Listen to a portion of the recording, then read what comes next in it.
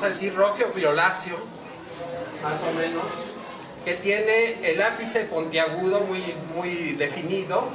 Todas las vainas tienen surcos, aunque en alguna ocasión se presentaron también medios lisos, sobre todo los más antiguos, eran casi lisos. En el caso de ese cacao criollo, al abrirlo encontramos la mazorca que tiene de 20 a 30 granitos nada más. Esos granitos son de color castaño grisáceo, muy claro o translúcido, casi que no se ven, ¿verdad? Y la fermentación, o sea, eso se va a poner a fermentar como parte del proceso que ya nos enseñaron los mayas, y ese proceso se va a llevar a cabo 2 o 3 días. Y después se seca al sol y entonces ya nos van a quedar nuestras habas de color oscuro. Si nosotros pudiéramos comparar pues, cualquier alimento o el vino, por ejemplo, y hiciéramos un análisis sensorial, podríamos también determinar sus características.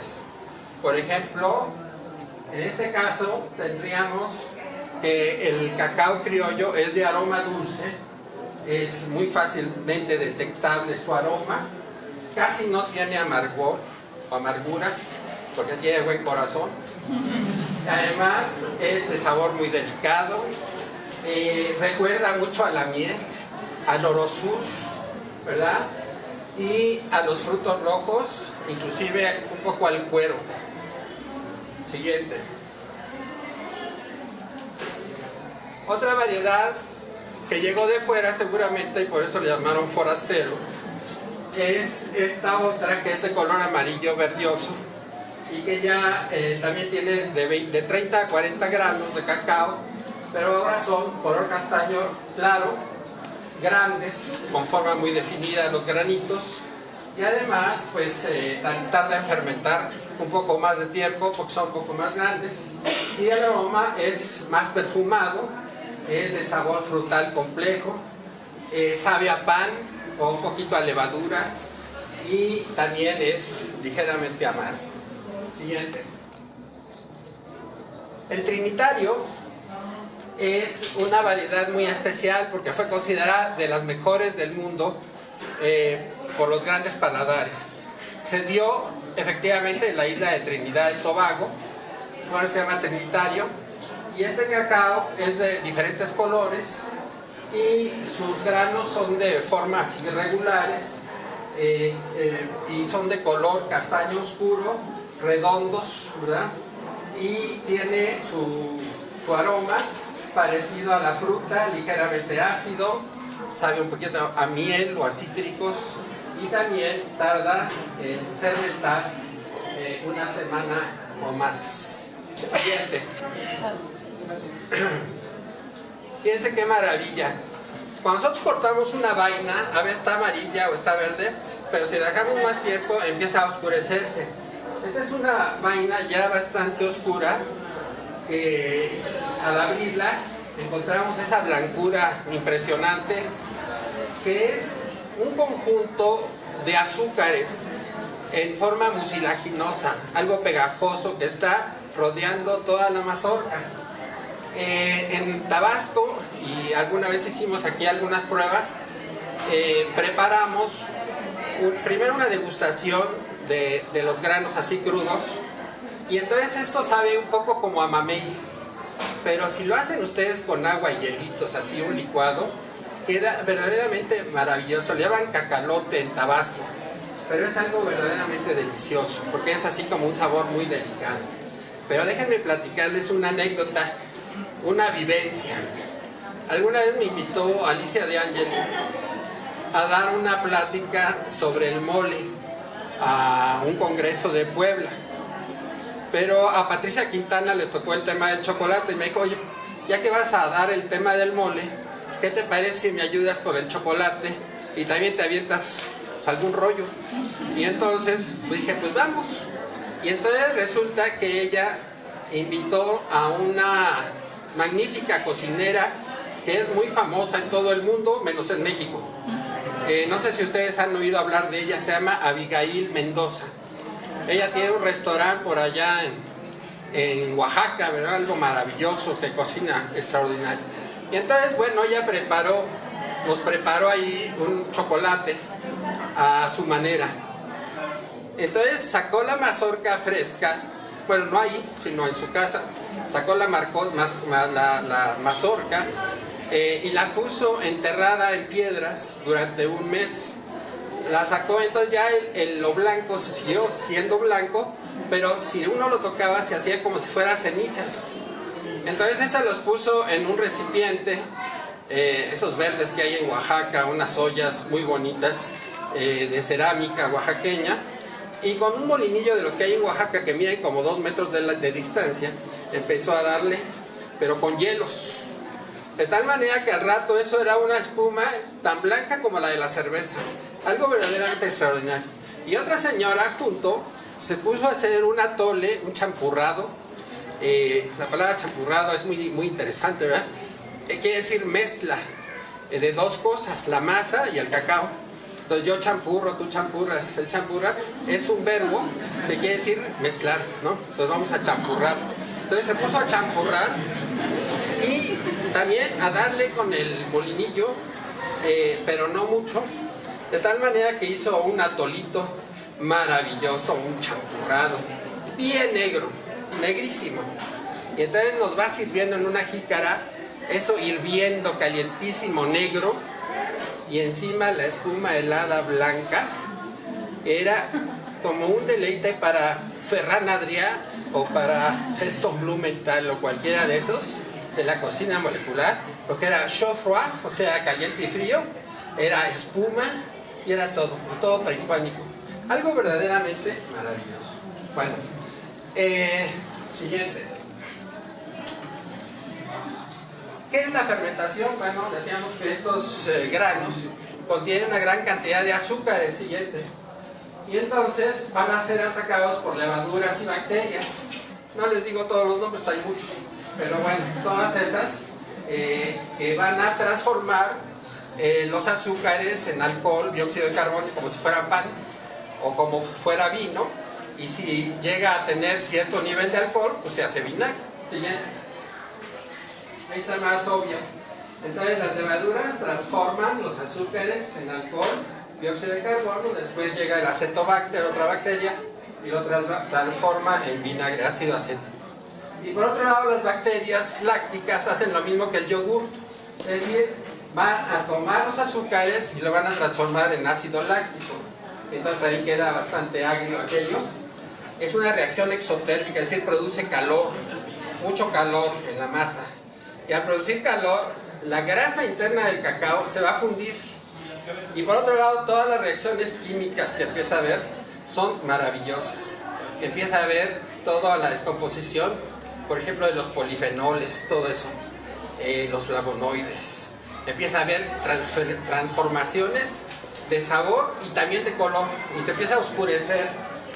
Y además, entonces, es un cambio siguiente hasta llegar a... Si ahí vemos la fermentación, las primeras cajas son, vamos a decir, los primeros días de la fermentación.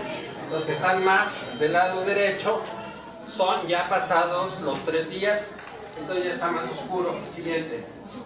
Hasta llegar a tener las semillas como las conocemos, ¿verdad? Fíjense qué padre está esto, porque estamos hablando de una tecnología prehispánica. Después, por ejemplo, el istle es completamente nuestro. Ellos podrían haberlo guardado también en sacos de istle, pero también lo depositaban en canastas y lo llevaban a los depósitos que eran los coscomates. Un coscomate sería un silo, un lugar como si fuera el granero donde se guardaban precisamente los granos. Ahí están, eso es del Códice Florentino. Ahí están guardando algunas mazorcas, siguiente. Y eran los depósitos precisamente coscomates. Hay un lugar que se llama Coscomatlán, ¿no? Por allá por Veracruz, el lugar de los coscomates. Aparte, acuérdense, por ejemplo, de aquel robo que le hacen a Moctezuma. No creen que fue cualquier robito así. Se metió un señor a robarle el cacao. No, entró con caballos, porque el depósito aquel del Coscomate de Moctezuma era gigantesco. Entró con caballos para robarse todo el cacao, y aparte hicieron viajes y viajes toda la noche para robarse todo el cacao. Era como robar el Banco de México. Siguiente. Bueno, siguiente. Bueno, ustedes saben la leyenda de Quetzalcóatl, que va y le roba a los dioses la fórmula para hacer el cacao y las semillas para regalársela a los hombres, y desde entonces decimos que es el alimento de los dioses, y precisamente el nombre científico es Theobroma cacao. Theobroma viene de Theos, Dios, bromatos, alimento, en griego, y entonces por eso se llama hasta la fecha alimento de los dioses. Sin embargo, el extraño nombre de chocolate no se conocía hasta el siglo XVII, con Joseph Acosta en su Historia Natural y Moral de las Indias, donde dice que es una cosa loca, ¿no? El chocolate es una cosa loca. Además dice, asco, produce una espuma asquerosa, ¿no? Y eso, quién sabe quién se la come, ¿verdad? O sea, también había sus contrarios. Así como a Hernán Cortés le fascinó, a este le disgustó bastante. Siguiente. Y bueno, vamos a encontrar que hay mucha discrepancia en los nombres. Para algunos dicen que la etimología de chocolate viene de choco-ja en maya, que quiere decir bebida caliente.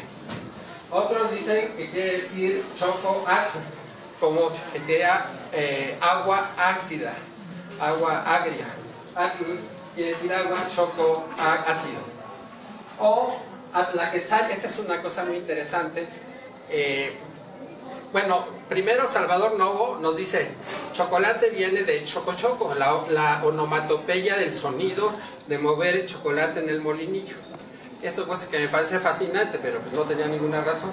Por otro lado, este es todavía mejor. Atlaquetzali es el nombre que le da Miguel León Portilla en un librito que se llama Hazme Cazón, que es unas recetas de historiadores que publicó el Centro de Estudios Condumex, se llamaba antes, ahora se llama Carso, y Centro de Estudios para la Historia de México Condumex, y entonces ahí publica esa receta del Atlaquetzali. Dice que se llama Atl agua, Quetzali bello, porque bello es el pájaro, el quetzal, entonces es el agua preciosa, y que es el nombre que realmente debería de haber tenido y no chocolate. Eso es lo que dice Miguel León Portilla. Siguiente. En el Tonalama, no está por aquí Ana Rita Valero, la mamá de Ana Rita García Lasturán, que es experta en códices. El Tonalama es un códice que se conocía en Londres, ¿verdad? Con el nombre que aparece allá abajo es Feyentar Mayer, porque eran de los nombres de los dos investigadores que lo descubrieron. Pero Miguel León Portilla dijo, no, pues se tiene que tener un nombre mexicano, entonces le cambiaron por Tonalama. Y es un códice precioso. Además, es uno de los pocos códices prehispánicos. Es decir, todos los códices, por ejemplo, el códice florentino, pues ya fue hecho cuando estaban los españoles ahí. Inclusive el papel es español, la tinta, todo ya fue otra cosa. Pero este sí es un códice completamente prehispánico. Y entonces es muy interesante porque habla de los rumbos del mundo, y en el rumbo sur, que sería este, aparece el inframundo, el mundo donde viven las mujeres, el mundo de la humedad, del agua, el mundo donde todo es frío. Entonces, por eso tiene esa parte como azul del agua, y aparte como crece el cacao hacia abajo de una sombra, entonces está en el inframundo. Entonces, por lo tanto, es un alimento frío. Así se considera alimento frío, porque no más decir que lo más caliente sería lo que está en las montañas, la nieve sería lo más caliente, y aparte sería masculino y seco, ¿no? En cambio, lo que está en el inframundo, en el subsuelo, sería femenino, húmedo y frío. El cacao está más cerca de lo frío, y por eso se ubica ahí según el Tonalama.